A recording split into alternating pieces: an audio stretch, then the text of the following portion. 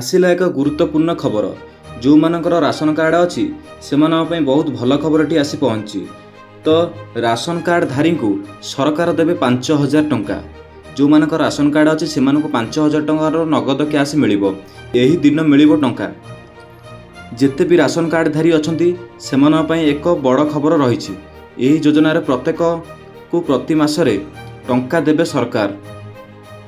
ବିଭିନ୍ନ ସମୟରେ ration card ଧାରୀଙ୍କ ପାଇଁ ନୂଆ ଯୋଜନା କାର୍ଯ୍ୟକାରୀ କରୁଛନ୍ତି ଉଭୟ କେନ୍ଦ୍ର ଓ ରାଜ୍ୟ ସରକାର।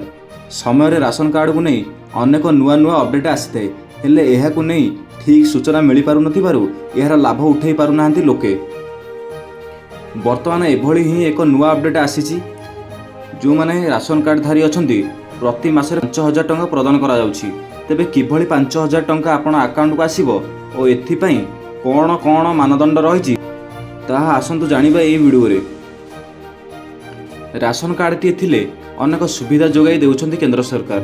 ଏହି ନୂଆ ଘୋଷଣା ମୁତାବକ ଯଦି ଆପଣଙ୍କ ପାଖରେ ରାସନ କାର୍ଡ଼ଟି ଅଛି ଓ ଆପଣଙ୍କ ବୟସ 18ରୁ 42 ବର୍ଷ ବୟସ ମଧ୍ୟରେ ରହିଛି, ତେବେ ସହଜରେ ଏହି ଯୋଜନାର ଲାଭ ଉଠାଇ ପାରିବେ। କାରଣ ଏହି ଯୋଜନାରେ ସରକାରଙ୍କ ପ୍ରତି ମାସରେ 5,000 ଟଙ୍କା ଆପଣ ଆକାଉଣ୍ଟକୁ ପଠାଇବେ।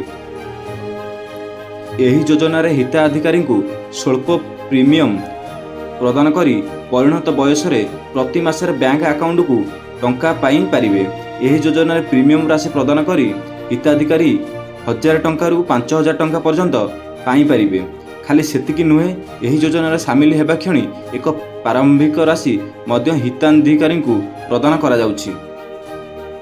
ଏହି ଯୋଜନାରେ ସାମିଲ ହେବାକୁ ହେଲେ ହିତାଧିକାରୀ ନିକଟସ୍ଥ ବ୍ୟାଙ୍କ କିମ୍ବା ପୋଷ୍ଟ ଅଫିସ ଯାଇ ଯୋଜନା ସମ୍ପର୍କରେ ସବିଶେଷ ତଥ୍ୟ ପାଇପାରିବେ।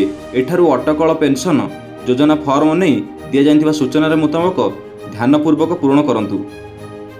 ବିଶେଷ କରି ଠିକଣା ପ୍ରମାଣପତ୍ର, ବ୍ୟାଙ୍କ ଖାତା ସୂଚନା ଧ୍ୟାନପୂର୍ବକ ପ୍ରଦାନ କରନ୍ତୁ।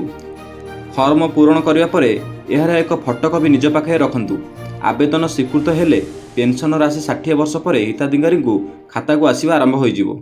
ତ ଆପଣମାନେ ଜାଣିପାରିଲେ, ଆପଣଙ୍କୁ ଯଦି 60 ବର୍ଷ ହୋଇଯିବ ଆପଣଙ୍କୁ ସେଇ ପଇସାଟି 5,000 ଟଙ୍କା ଲେଖା ପ୍ରତି ମାସରେ ଆପଣଙ୍କୁ ମିଳିପାରିବ। ତ ଆପଣ କ'ଣ କରିବେ ନା, ଆପଣଙ୍କର ପାଖ ଗ୍ରାମ୍ୟ ବ୍ୟାଙ୍କ କିମ୍ବା ଆପଣଙ୍କ ପାଖରେ ଥିବା ପୋଷ୍ଟ ଅଫିସ ଯାଇ ସେଠି ଫର୍ମଟିକୁ ଆଣି ସେଠି ଫିଲ୍ଅପ୍ କରନ୍ତୁ। ବା ଆପଣ ଯଦି ଜାଣିନଥିବେ ଏହି ସୂଚନା ବିଷୟରେ ତ ଆପଣ ତାଙ୍କୁ ପଚାରିପାରି ଏହା ଉପରେ ତର୍ଜମା କରନ୍ତୁ। ତ ଏହି ସ୍କିମ୍ର ଯୋଜନାର ଆପଣ ଭରପୁର ଲାଭ ଉଠାନ୍ତୁ।